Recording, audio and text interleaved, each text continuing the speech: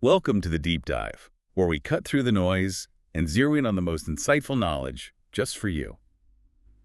Today, we're plunging into a topic that, well, it really shapes who we are. Childhood memories. These aren't just, quaint stories from the past. They're incredibly powerful architects of our present selves, holding surprising clues about our identity and the paths we've taken.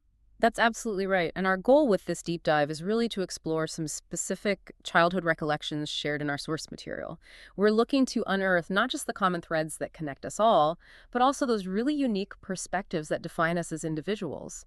By delving into these personal narratives, we think we can reveal deeper meanings about identity, growth, and just the universal human experience, really. And what a rich tapestry of experiences we have to explore. It's quite amazing. Our sources offer, well, pretty much everything. From the landscapes where people grew up to their favorite foods, school day antics, the games that filled their afternoons. And music that became their soundtracks. Exactly. And those truly special, indelible moments. As we unpack these stories, you might just find yourself nodding along and perhaps even, unlocking some vivid memories of your own. So let's get started.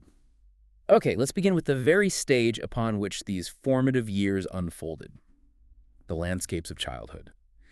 Our source introduces us to two wonderfully distinct environments, really different. One, a quiet small town in the English countryside. The other, a bustling, vibrant apartment building right in the heart of Mumbai.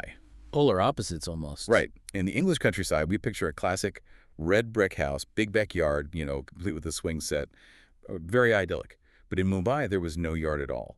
Instead, it was this huge shared terrace where apparently every kid from the building would gather to play. It's striking, isn't it, how these seemingly opposite environments, the sort of quiet solitude of the countryside versus the dense energy of Mumbai, both cultivated profound senses of belonging, but in such different ways. Yeah, how so? Well, in the English countryside, that image of bike riding, even no-handed on a blue bicycle, it speaks to a freedom of, like, independent exploration, open spaces. It's a journey of self-discovery almost through just moving around on your own.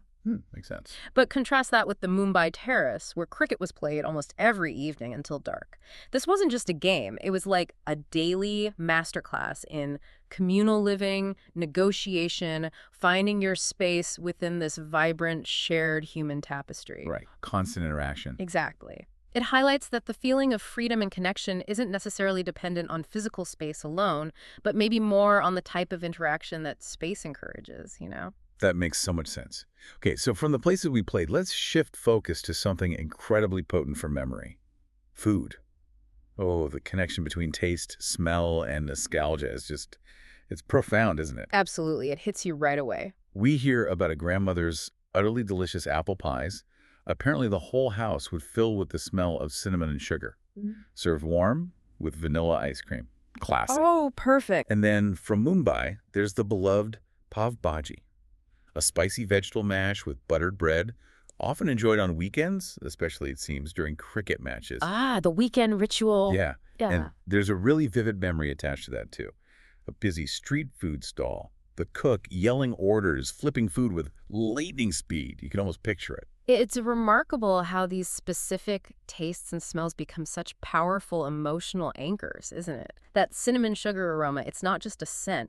It's like a direct neural shortcut back to the emotional security of a grandmother's kitchen.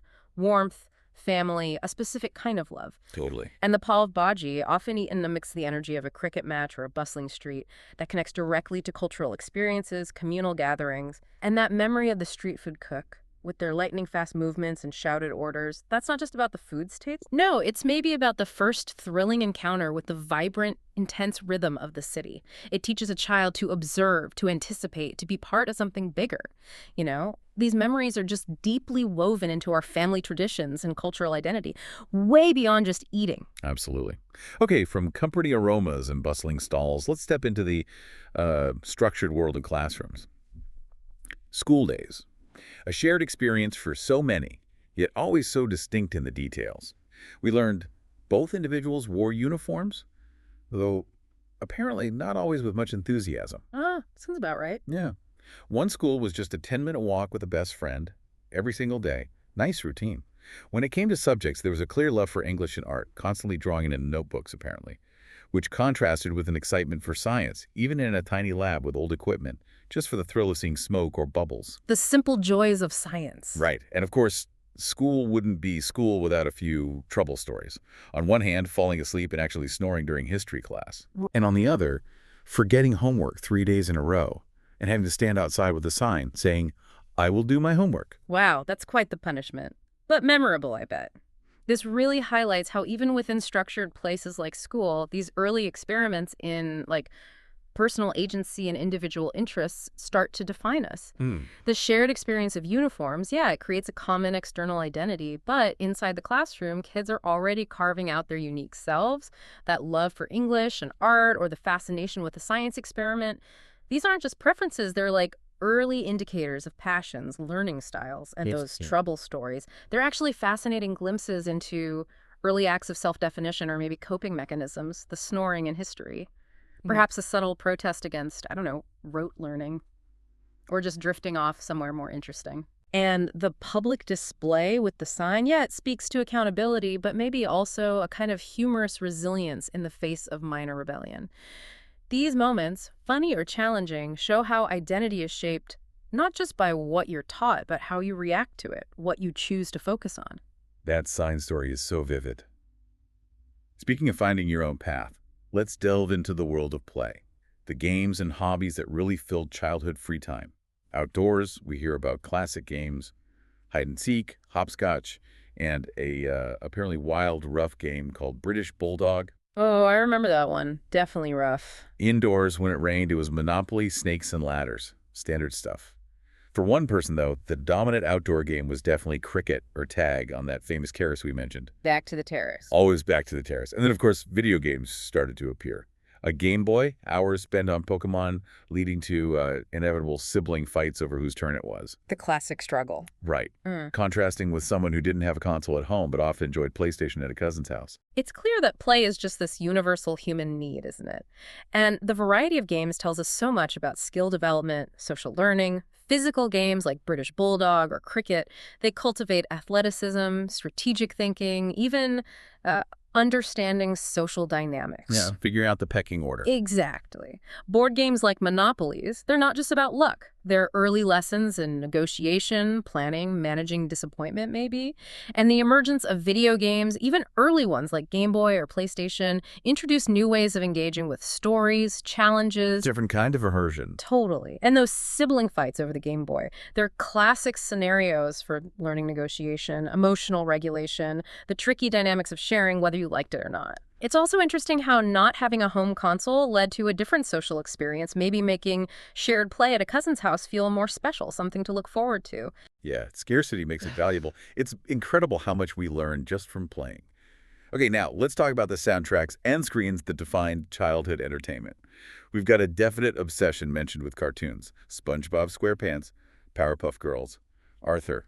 Watched daily after school. The golden age of cartoons for some. Seems like it. Yeah. Other favorites included Tom and Jerry and Dragon Ball Z, which apparently inspired one attempt to fly by jumping off the sofa, resulting in a bruised knee. Oh, the dangers of imitation. Poor knee. On the music front, it was all about pop. Spice Girls, Britney Spears knowing every single lyric by heart. And then a different vibe. Bollywood songs heard on the radio, meticulously recorded onto cassette tapes, and played again and again. The cassette tape era takes me back. This really highlights how popular culture cartoons, music artists, becomes a fundamental blueprint for childhood identity and imaginative play. These aren't just passive entertainment. They create shared reference points, a common language among friends, and they profoundly influence a child's world of make-believe. The story of pretending to be Goku and jumping off the sofa. Perfect illustration of how media fuels a child's sense of adventure, even if it leads to minor injuries. Furthermore, that contrast between instantly knowing pop lyrics and carefully recording Bollywood hits onto cassette tapes. It says a lot about the evolution of how we consume media.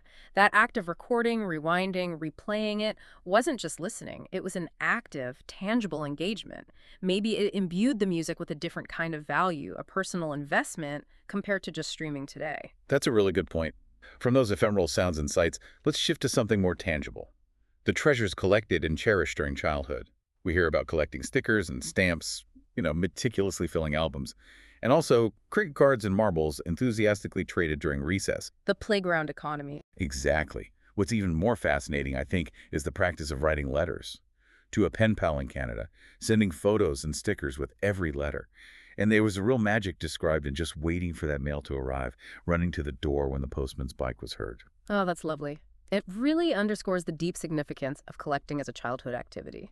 It's not just about having stuff. It teaches organization, patience, the satisfaction of completing something, like filling an album. And crucially, it fosters social interaction through trading, negotiation, building early interpersonal skills. The pen pal story, though, that really speaks to the profound value of anticipation in an era before instant everything. That act of writing, sending, then patiently waiting, it teaches a different kind of connection, a sustained relationship built over time. It highlights how communication itself was once this tangible, cherished experience. It required time, effort. It fostered a kind of connection that feels almost, I don't know, artisan in today's instant world. What a beautiful way to put it. Artisan communication. I like that. Finally, let's zoom in on those truly vivid, magical moments and the enduring lessons that childhood imprints on us. We have two incredibly impactful memories here. First, learning to ride a bicycle, taught by an uncle. 5 falls, apparently, before that amazing feeling of wind in your face. Pure freedom. Rite of passage. Totally. And then, the first time seeing snow, at age 6. Running outside in pajamas, catching snowflakes with your tongue, described simply as magical. Pure wonder. So if we connect this to the bigger picture, these specific memories, they aren't just isolated events, are they? They synthesize these profound lessons learned.